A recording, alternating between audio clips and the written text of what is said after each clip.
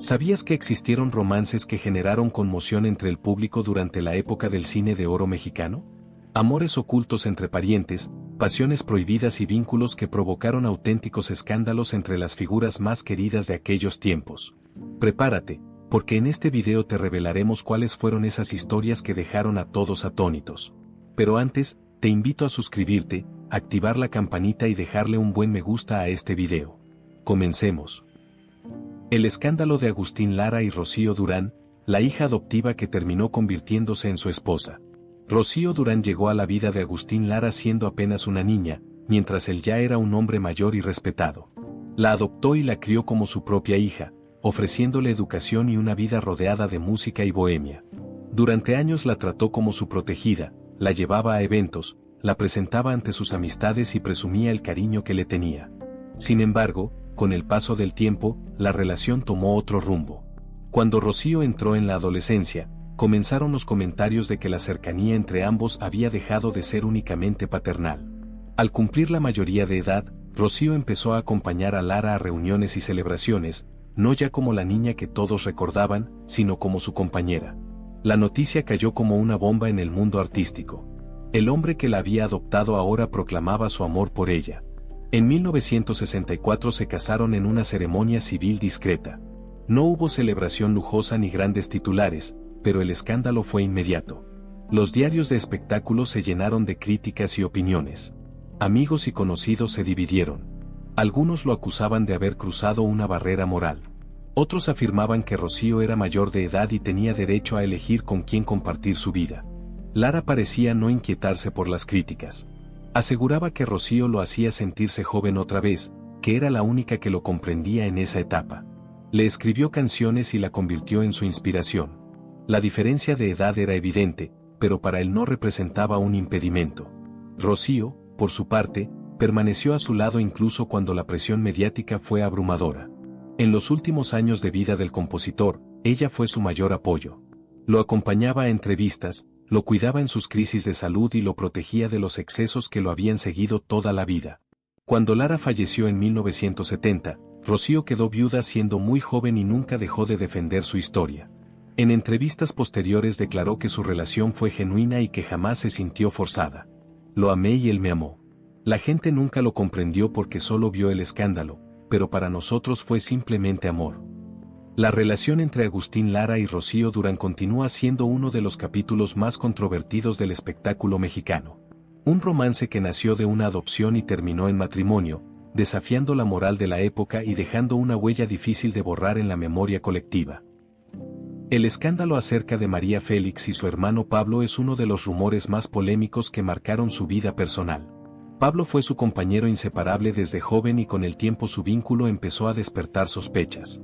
En los años 40 se les veía juntos en celebraciones, estrenos y reuniones, siempre muy unidos, lo que alimentó los comentarios de que entre ellos existía algo más que fraternidad. El rumor cobró fuerza cuando un periodista le preguntó a María sobre su relación con Pablo y ella respondió sin filtros: "Pablo es el hombre de mi vida. Ninguno me ha querido como él". Aquella frase fue interpretada como una confesión y la sociedad conservadora de ese entonces reaccionó con escándalo. Aunque jamás hubo pruebas de un romance, la propia María continuó avivando la polémica con declaraciones similares en entrevistas posteriores. Se decía que Pablo era su confidente, su protector y la única persona en la que confiaba totalmente. Cuando él murió de forma repentina, María se recluyó en su casa durante días. En el funeral, testigos aseguraron que permaneció largo rato sola frente al féretro, acariciando la madera y murmurando algo en voz baja. Años después, en una de sus últimas entrevistas, María confesó: "El día que murió Pablo, murió una parte de mí". Para muchos, esa frase confirmó que su unión iba más allá de lo común entre hermanos.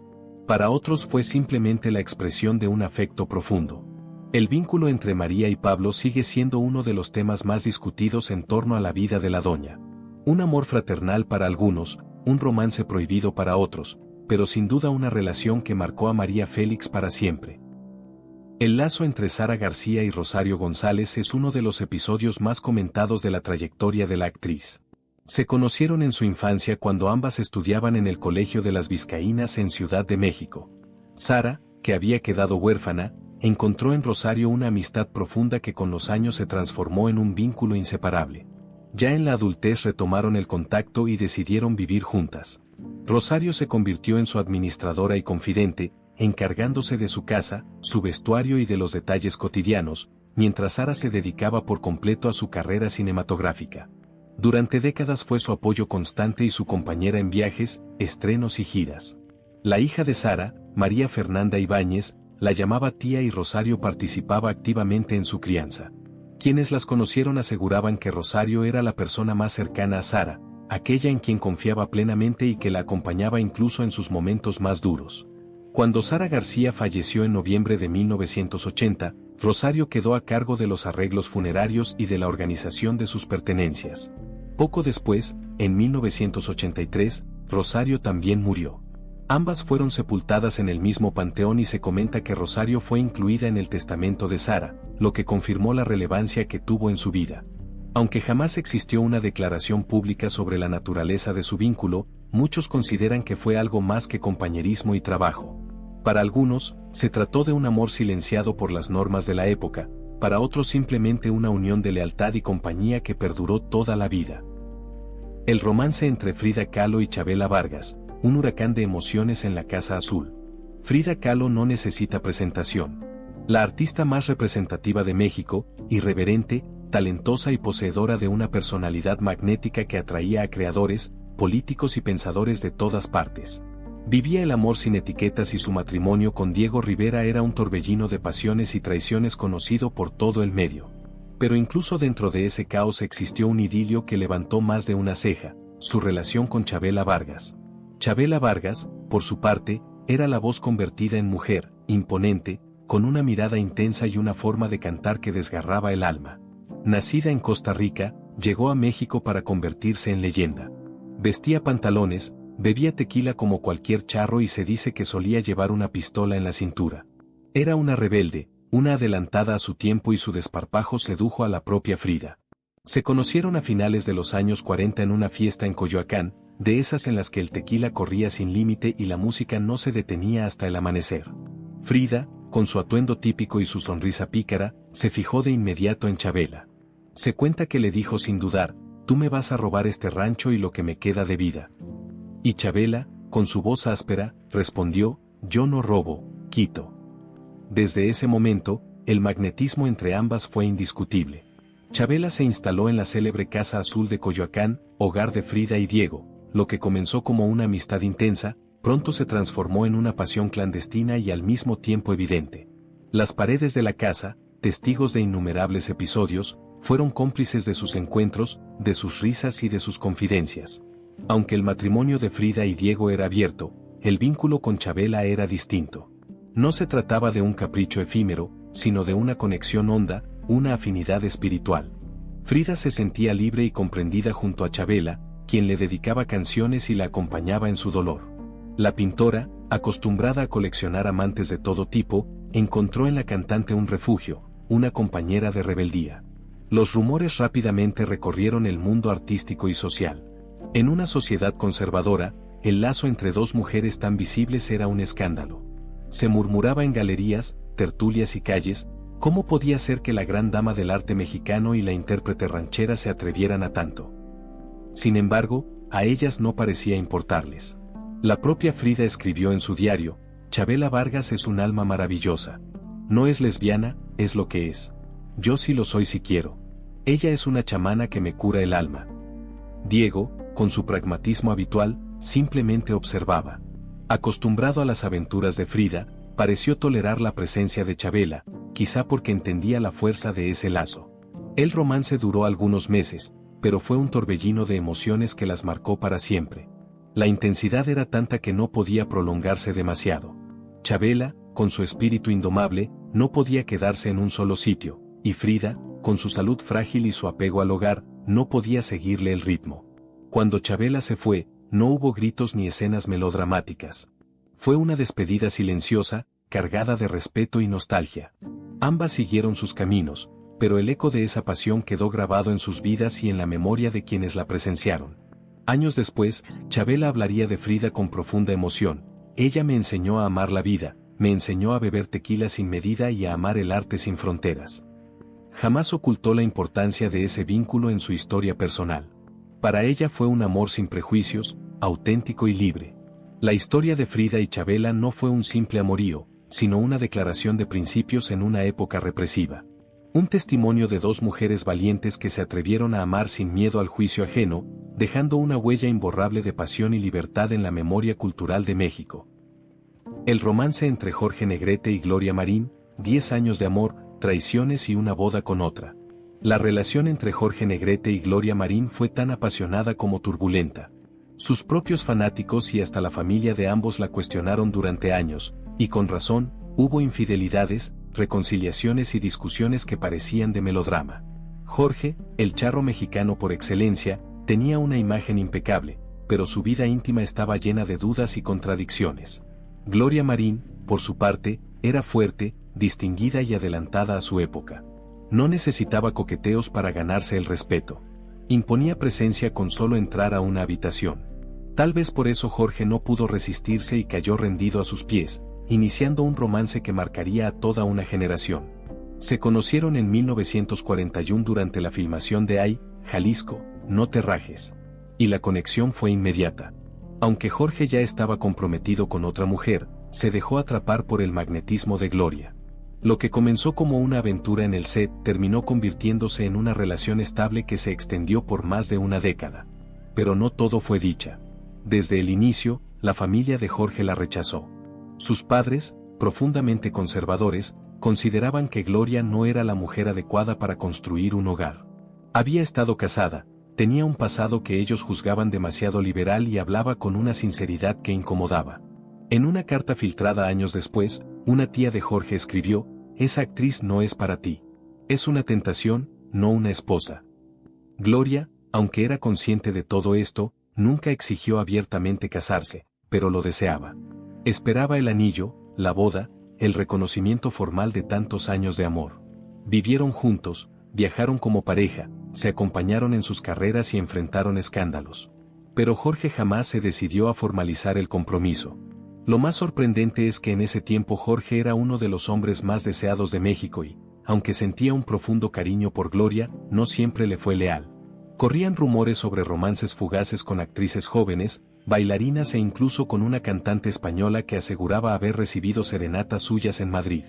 El golpe definitivo llegó en 1952 cuando Jorge filmó El rapto junto a María Félix. La química entre ellos era tan evidente que ni los camarógrafos podían ignorarla. Poco después, los rumores explotaron. Jorge Negrete y la doña estaban relacionados sentimentalmente. Muchos se negaban a creerlo. ¿Cómo podía ser posible después de tantos años al lado de Gloria? El escándalo se confirmó cuando apenas 6 meses más tarde Jorge y María contrajeron matrimonio en una ceremonia privada, lejos de las cámaras. Gloria se enteró por los periódicos. No hubo llamada ni explicación, solo el encabezado: Jorge Negrete se casa con María Félix. Se dice que rompió en llanto al leer la noticia. Otros afirman que lanzó una copa de vino contra el espejo. Lo cierto es que no emitió ninguna declaración pública. No reclamó, no se defendió, no culpó a nadie, pero la herida fue devastadora. Durante años había estado presente cuando Jorge enfermó, cuando alguna película fracasó, cuando enfrentó problemas con la ANDA, y ahora era reemplazada por la mujer más admirada del país, su rival silenciosa, la única capaz de arrebatarle todo. El matrimonio entre Jorge y María fue breve y tormentoso. Discutían por todo, por los egos, por el dinero, por el control. María no aceptaba ser dominada y Jorge no sabía cómo compartir su pedestal de ídolo. En medio de ese caos, Gloria guardaba silencio. Nunca vendió su versión, jamás lanzó críticas, pero todos sabían que su corazón había quedado marcado. Cuando Jorge murió en 1953, apenas un año después de haberse casado, fue Gloria quien se encargó de organizar su funeral. Fue ella quien eligió las flores, quien sostuvo su fotografía durante el homenaje y quien lo despidió entre sollozos que no necesitaban micrófono. María Félix estuvo presente, pero no pronunció palabra alguna. Un periodista se atrevió a preguntarle a Gloria si todavía lo amaba. Ella contestó con una sonrisa triste: algunos amores no se terminan, solo aprenden a quedarse en silencio. La relación entre Jorge y Gloria es una de las más conmovedoras y debatidas de la época de oro del cine mexicano. Un relato de lealtad traicionada, de amor no reconocido y de fortaleza frente al abandono. Y aunque él terminó casándose con otra mujer, para muchos la verdadera compañera de su alma fue siempre Gloria Marín. El romance de Pedro Infante y Lupe Vélez, el ídolo y la tormenta. Pedro Infante era el ídolo del pueblo, el hombre que todas las mujeres admiraban y que todos los hombres deseaban imitar. Humilde, encantador, con una voz tan suave como terciopelo y una sonrisa que desarmaba a cualquiera. Pero lo que pocos conocían era que Pedro tenía un espíritu inquieto y sentía una atracción especial por mujeres intensas, indomables y de carácter firme. Lupe Vélez, por su parte, era pura dinamita, una mujer adelantada a su tiempo que pagó un precio altísimo por ser auténtica, apasionada, impulsiva y provocadora. Poseía un temperamento explosivo y una lengua filosa que no perdonaba a nadie. En Hollywood la llamaban Mexican Spitfire, la mexicana que escupía fuego, y no era un apodo exagerado. Cuando regresó a México, lo hizo huyendo de escándalo tras escándalo, interrupciones de embarazo en secreto, discusiones públicas con exparejas, gritos en restaurantes y romances con actores casados. Era un huracán con nombre propio. Y fue precisamente eso lo que captó la atención de Pedro. Se conocieron en una reunión privada organizada por un productor influyente, de esos que cerraban calles y llenaban las mesas de tequila, mariachis y actrices jóvenes en busca de fama. Lupe no tardó en fijarse en Pedro. ¿Y este rancherito quién es?, dicen que preguntó con su acento ya mezclado con inglés, pero cuando lo escuchó cantar quedó maravillada. Pedro, por su lado, quedó intrigado. Lupe era todo lo que no esperaba de una mujer en esos años. Libre, frontal, seductora. A Pedro le atraían las mujeres de carácter, y Lupe era un vendaval. Comenzaron a verse en secreto porque nadie quería que aquel romance se hiciera público. Los representantes de Pedro estaban alarmados. Lupe era 12 años mayor y su reputación estaba marcada. Te va a destruir la carrera, le advertían. Pero a Pedro no le importaba. Se encontraban en hoteles discretos, en casas de amigos y hasta en camerinos cerrados. Existen versiones no confirmadas que aseguran que Lupe le propuso escapar juntos a Cuba. Ella quería empezar de nuevo, lejos de los rumores, pero Pedro dudaba. No quería poner en peligro su imagen de joven ejemplar del pueblo. Todo se vino abajo en 1944 cuando Lupe fue encontrada sin vida en su casa de Beverly Hills. Oficialmente se trató de un suicidio por sobredosis, pero las teorías nunca dejaron de circular. Algunos aseguran que estaba embarazada, otros que esa misma noche discutió fuertemente con Pedro por teléfono. ¿Fue realmente un suicidio o existió algo más? Lo cierto es que desde entonces este romance quedó envuelto en misterio y tragedia. Incluso se dice que en la carta de despedida había una frase en español: «Perdóname por quererte tanto, mi charro». Pedro no asistió al funeral. Alegó que no podía, pero según personas cercanas cayó en una profunda tristeza. Guardó una fotografía de Lupe en su billetera hasta el último día de su vida y, lo más extraño, nunca volvió a mencionarla en público, como si ese amor tuviera que irse con él a la tumba. Lupe fue sepultada con su vestido favorito, uno rojo de seda, cerrando así una historia de pasión y dolor que sigue generando preguntas hasta hoy. En su lápida no dice actriz, figura pública ni estrella de cine, únicamente aparece su nombre, porque su huella, al igual que su historia con Pedro, fue tan genuina como polémica y tan censurada como eterna. El romance de Dolores del Río y Diego Rivera, La belleza y la bestia, pasión entre murales. Dolores del Río era simplemente deslumbrante. Su rostro angelical, su educación refinada, sus modales elegantes y esa mirada capaz de detener cualquier conversación la convirtieron en la primera gran diva mexicana en triunfar en Hollywood. Era una pionera que brillaba en cada alfombra roja, en cada escena cinematográfica y en cada gala de alta sociedad. Pero su regreso a México en la década de 1940 no fue un simple retorno al país. Fue una vuelta cargada de carácter y autoridad. Venía a reclamar su sitio como soberana del cine nacional y nada iba a interponerse en su camino. Nadie, excepto quizá Diego Rivera. Diego Rivera era su opuesto total, rudo, directo, desaliñado, excesivo. Su reputación de conquistador, su rudeza y hasta su crueldad formaban parte de su mito. Aún así, era el muralista más célebre de México. Su obra era revolucionaria y su presencia avasalladora. En ese entonces estaba casado con Frida Kahlo en una relación más tormentosa que romántica, plagada de infidelidades y traiciones mutuas. Cuando Dolores y Diego coincidieron en una exposición privada, nadie imaginó que habría chispa entre ellos, pero la hubo. Él, Con su voz grave, le dijo sin filtros, eres tan perfecta que resultas aburrida hasta que uno te mira de cerca. Ella, sin perder la compostura, respondió, y tú eres tan feo que solo resultas encantador cuando nadie te mira demasiado.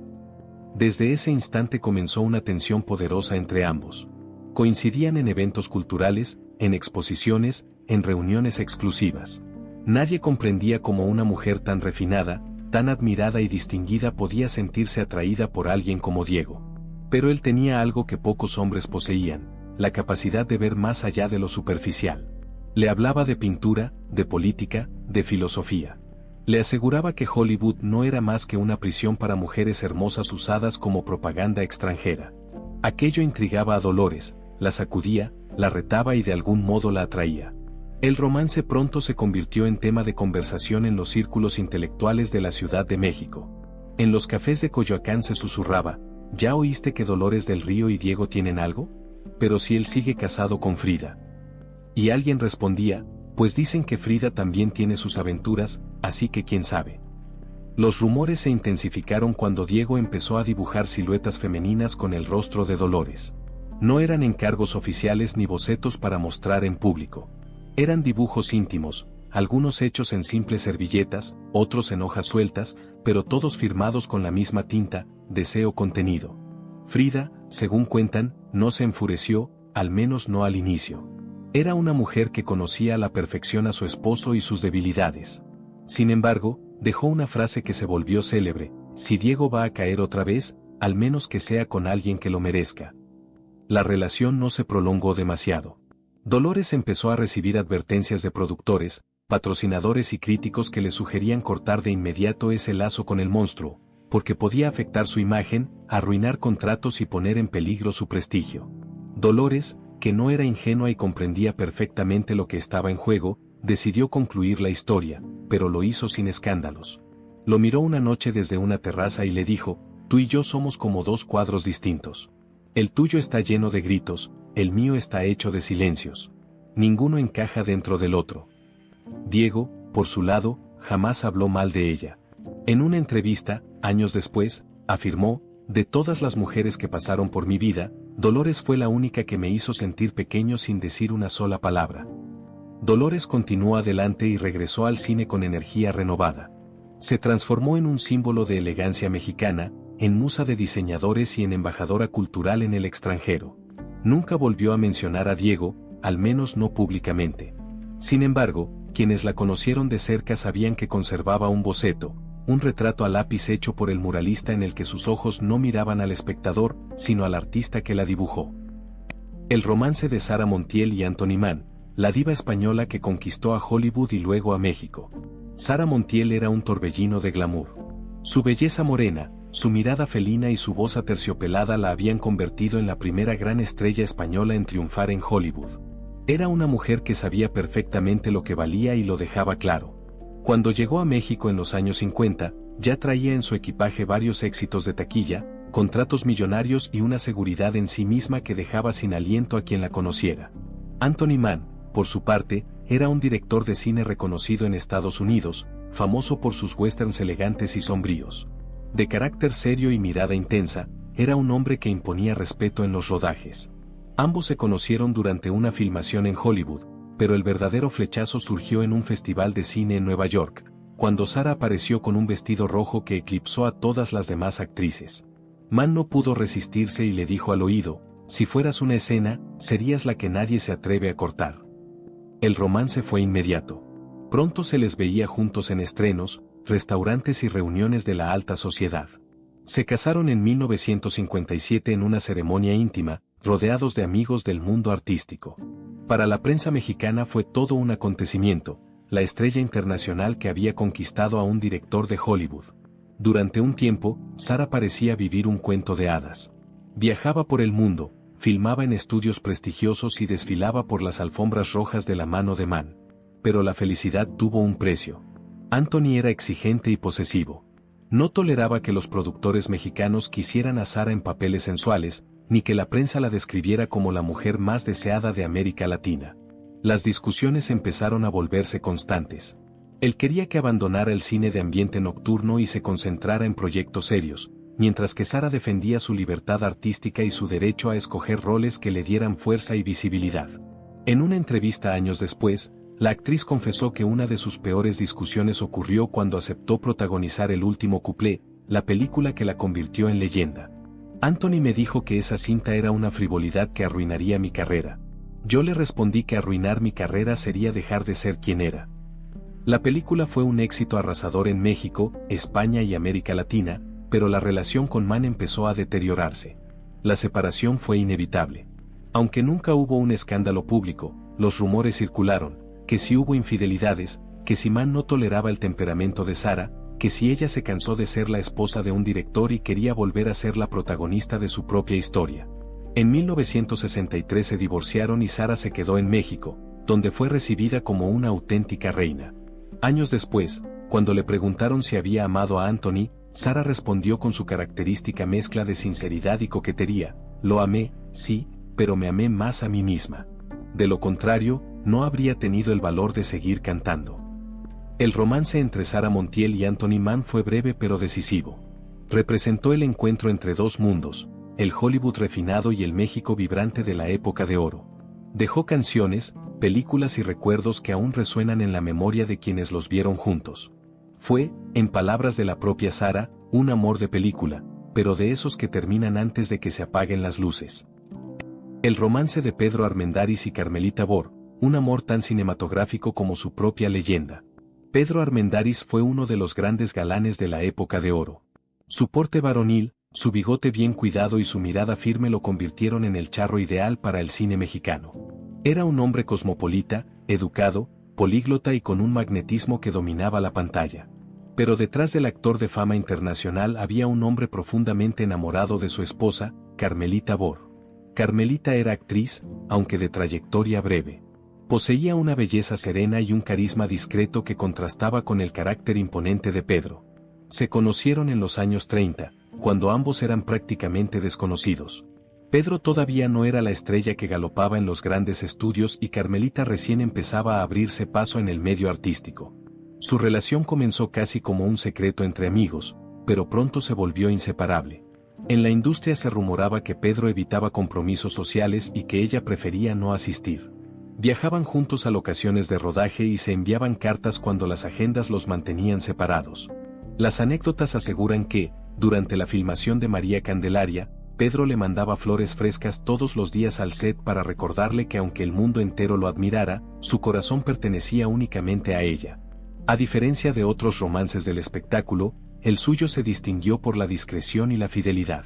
Pedro, conocido por su temperamento fuerte, tenía fama de hombre íntegro y jamás se le asoció con escándalos amorosos.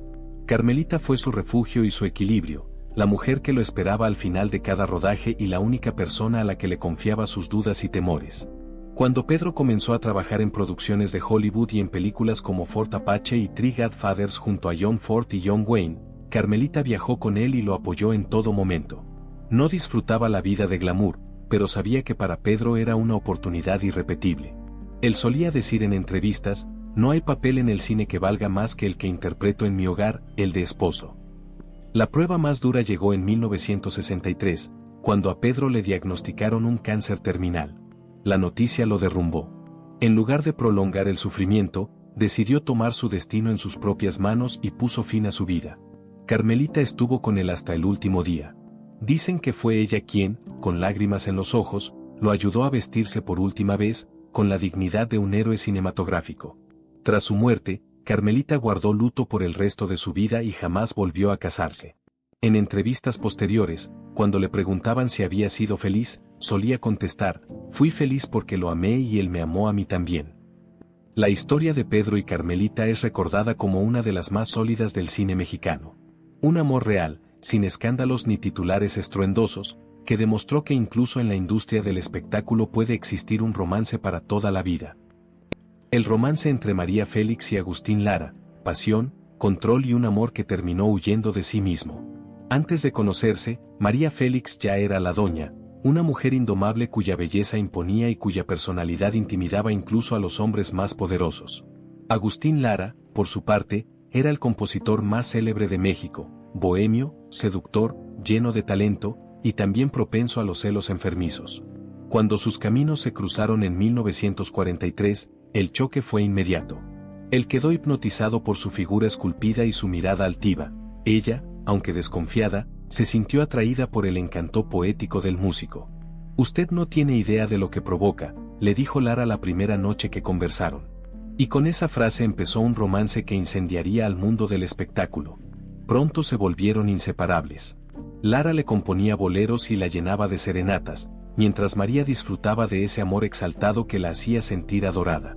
Fue él quien escribió el que sería uno de sus mayores himnos, María Bonita, inspirado en una noche en Acapulco donde, sentado frente a ella, murmuró: «Eres más peligrosa que el mar mismo, pero igual quiero ahogarme». La prensa celebraba el idilio, pero detrás de las fotografías perfectas existía una relación marcada por escenas intensas. Agustín comenzó a obsesionarse con cada paso de María, vigilaba los horarios de rodaje, preguntaba por sus compañeros de escena y llegaba sin avisar a los estudios para verificar que todo estuviera bien. Ella, orgullosa y libre por naturaleza, no toleraba ese control. «No soy una canción para que me afines a tu gusto», le dijo en una discusión que sus amigos aún recuerdan. En una ocasión, cuando María filmaba una cinta con un actor extranjero, Lara explotó de furia. Celoso, escribió en una carta: «No soporto que otro hombre te mire como yo te miro». María, sin perder la calma, respondió enviándole un telegrama: «Agustín, contrólate. No soy propiedad de nadie». Aún así, se casaron en 1945 en una ceremonia cargada de simbolismo, pero también de tensiones que presagiaban el final. Los pleitos se volvieron habituales, él la acusaba de coquetear, ella lo confrontaba por sus escapadas nocturnas y por sus inseguridades constantes. Los amigos de ambos decían que se amaban con la misma intensidad con la que se herían. El episodio más comentado ocurrió cuando comenzaron a circular rumores de que Lara había amenazado con un arma a un pretendiente de María. Aunque nunca se confirmó, la historia se repitió tanto que terminó formando parte del mito. La presión, los celos y la vida bohemia del compositor fueron desgastando a María, quien finalmente decidió separarse.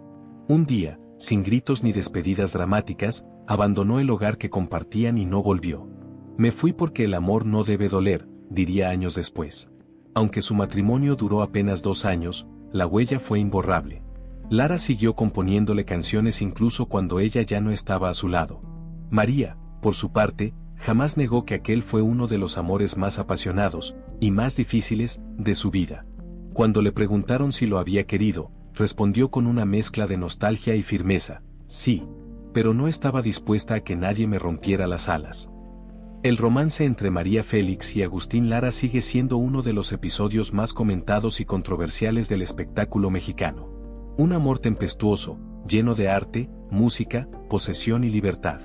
Un encuentro entre dos fuerzas descomunales que, incapaces de convivir en paz, terminaron alejándose para no destruirse mutuamente.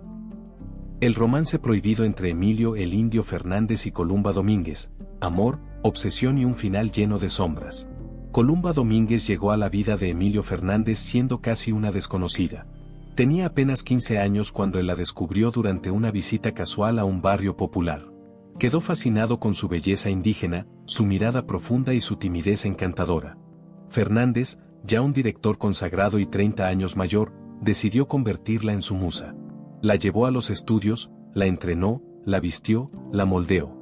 Muy pronto se volvió su protagonista favorita y también la mujer que lo acompañaba a todos los eventos sociales. La diferencia de edades levantó cejas desde el inicio, pero los rumores crecieron aún más cuando Columba se mudó a vivir con él siendo todavía menor de edad. Muchos consideraban aquella relación una mezcla peligrosa de poder, control y fascinación. Él la dirigía, la cuidaba, la criticaba y la elogiaba con la misma intensidad. Ella, sumisa al principio, fue aprendiendo a moverse en un mundo donde todos parecían vigilarla. La prensa comenzó a llamarla la Niña del Indio, un apodo que la hacía sentir atrapada bajo su sombra. Cuando alcanzó la mayoría de edad, oficializaron su relación y Columba se convirtió no solo en su pareja, sino en su inspiración artística más importante. Filmó sus mejores papeles bajo la dirección de Fernández, quien presumía que ella le había devuelto la fe en el amor. «Nunca he visto unos ojos tan puros», decía él en entrevistas, sin ocultar la devoción que sentía. Pero esa devoción tenía un lado oscuro. Los celos del indio eran legendarios. No toleraba que otros hombres se acercaran a Columba, ni siquiera en escenas de trabajo. En más de una ocasión interrumpió rodajes para reclamarle a un actor que había mirado demasiado a su pareja. También se decía que revisaba sus llamadas, sus cartas y su vestuario. Quienes los conocieron aseguraban que Columba vivía una mezcla de admiración y miedo, atrapada entre el amor y la presión de convivir con un hombre tan temperamental. En una entrevista años después, ella recordó: Emilio era un volcán. Hermoso, pero peligroso. El punto de quiebre llegó cuando falleció su hija Hawái, fruto de su relación, en circunstancias trágicas y jamás aclaradas completamente. Fue un golpe que destruyó lo que quedaba de su unión. Emilio se hundió en la culpa y en el alcohol. Columba, devastada, se alejó de él para siempre. La separación estuvo rodeada de especulaciones. Algunos decían que Emilio no soportó verla sufrir, otros que ella no quiso volver a una casa llena de ira y silencios. Lo cierto es que nunca volvieron a estar juntos.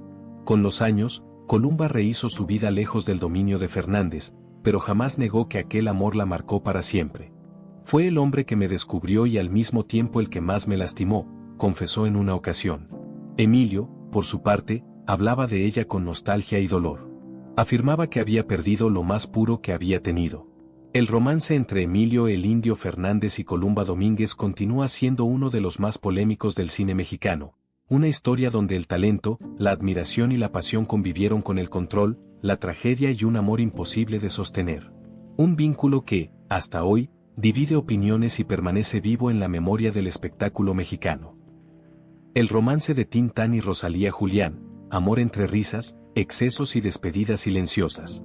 Germán Valdés, conocido como Tintán, fue el comediante más atrevido de la época de oro del cine mexicano. No era únicamente un actor, era un torbellino, un pachuco de espíritu, un genio del humor y una figura que rompía todos los moldes en una época dominada por la rigidez social.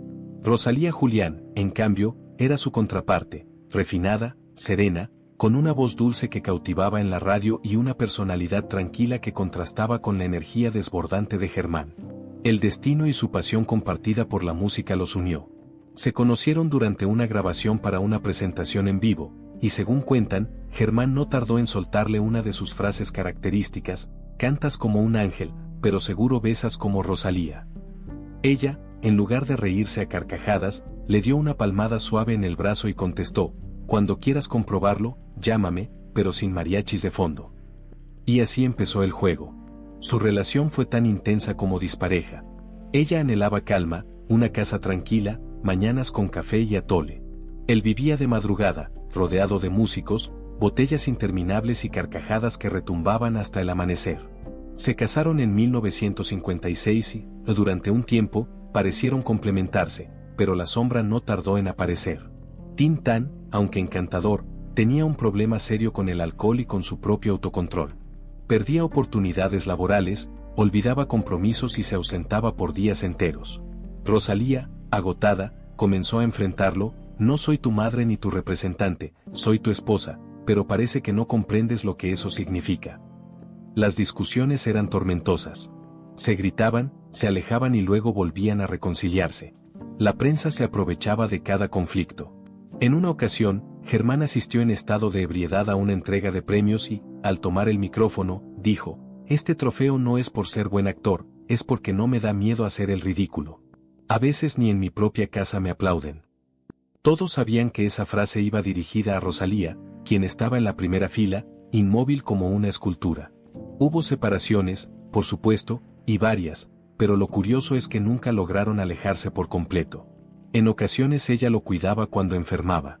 Otras veces él le enviaba flores con notas que decían: perdón por ser un payaso triste. Juraban que no se amaban, pero tampoco podían soltarse. Durante la década de 1970, Tintán comenzó a deteriorarse. Su salud se vino abajo por completo. Estaba débil, enfermo y el cine ya no lo llamaba. Muchos amigos se fueron alejando, pero Rosalía no. Ella lo visitaba en silencio, le leía las cartas de sus admiradores y le ponía sus propias películas para arrancarle una sonrisa. Una enfermera contó que una noche, mientras le atendían una herida, Germán murmuró: Rosalía es la única que no se rió de mí cuando dejé de hacer reír a los demás. Falleció en 1973. La noticia sacudió a todo México. El comediante más auténtico, más impredecible y más amado había partido. Rosalía no dio entrevistas ni asistió a ruedas de prensa. Solo se le vio salir del velorio abrazando una fotografía de ambos contra el pecho. Era una imagen tomada en Acapulco, donde la sostenía sin bromas, sin gestos teatrales, solo con ternura. Se dice que en sus últimos años ella solía repetir: Germán fue como un huracán, arrasó todo, me movió la vida, me hizo reír y llorar, y luego se fue. Pero qué hermoso fue mientras duró. Y como estos, existen muchos más romances prohibidos que el cine de oro ocultó detrás de las cámaras. Así que, suscríbete y no te pierdas los próximos videos, donde continuaremos revelando los secretos que ellos intentaron llevarse a la tumba.